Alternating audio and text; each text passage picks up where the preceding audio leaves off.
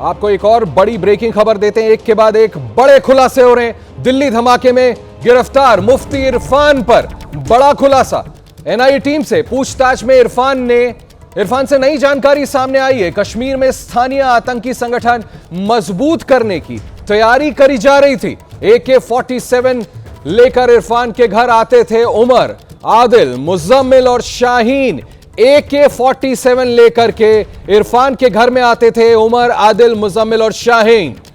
बड़ी खबर है, अब साजिश में शामिल मुफ्ती इरफान अहमद की इंटेरोगेशन रिपोर्ट भी आपको बता देते हैं। 9 और 10 नवंबर की रात इरफान अहमद से पूछताछ हुई थी। इरफान ने बताया कि उसकी मुलाकात पढ़ाई के दौरान शोपियां के हाफिज मुजम्मिल से हुई, जो बाद में अंसर गजवात उल हिंद में शामिल हो गया।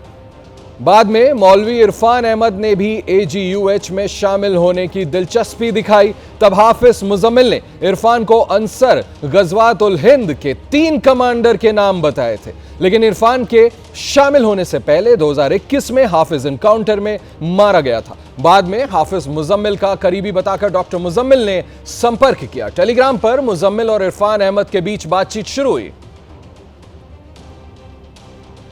चलिए, अब हमारे साथ इस खबर पर बात करने के लिए मेरे सहयोगी मनोज मेरे साथ हैं। मनोज, एक के बाद एक बड़े खुलासे। अब जो ये इंटेरोगेशन में तथ्य सामने आ रहे हैं, ये इन्वेस्टिगेशन अब कैसे व्यापक तौर पर और ज्यादा बढ़ाई जा रही है? तमाम जो खुलासे एक के बाद एक हो रहे हैं, किस और ये इन्वेस्टिगेशन अब जारी है और किन किन परतों की अब तय एक के बाद एक खुलती जा रही था, डिटेल में बताइएगा।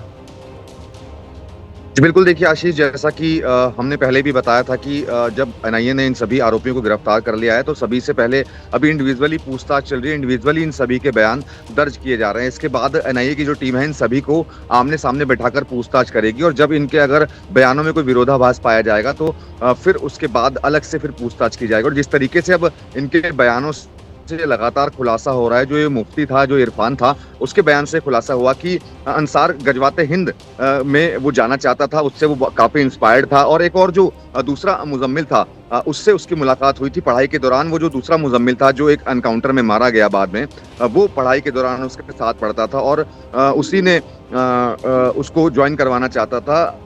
अंसार गजवाते जो हिंद नाम का संगठन है, ये अलकायदा का एक संगठन है। बाद में इसको डॉक्टर मुजम्मिल मिलता है और मुजम्मिल भी ये कहता है कि ये पहले वाले मुजम्मिल का दोस्त है और ये ज्वाइन करना चाहते हैं। लेकिन क्योंकि इनको पाकिस्तान पर भरोसा नहीं था, तो जो डॉक्टर मुजम्मिल है, जो इस वक्त एनआईए की गिरफ्त में है, वो ये चाहते थे कि कश्मीर में कोई अलग से एक ऐसा संगठन बनाया जाए, उसको मजबूत किया जाए और उसके बाद देश को दहलाने की एक साजिश रची जाए। तो जिस तरीके से एक के बाद एक खुलासे हो रहे हैं, AK-47 लेकर के ये इनके घर जाया करते थे, जिसमें डॉक्टर मुजम्मिल हो, चाहे वो आदिल हो, चाहे वो शाहीन हो, ये सब इरफान के घर पहुंचे थे। तो यानी कि और ये जो साजिश थी, जब इंटेरोगेशन रिपोर्ट हमने पढ़ी है तो इसमें साफ हो गया है कि 2021, 22, 23 से ही लगातार ये एक दूसरे के संपर्क में थे और टेलीग्राम पर कई ग्रुप बनाए गए थे, जिसके अंदर इनके कमांडर्स भी इनको इंस्ट्रक्शन दिया करते थे। तो अब एनआईए जो है इस पूरे नेटवर्क को तोड़ने की लगातार कोशिश कर रही है और एनआईए यही जानना चाहती है कि आखिरकार वो आका इनके कौन है जो इनको इंस्ट्रक्शन दिया करते थे। फिलहाल इन सभी से लगातार पूछताछ जारी है।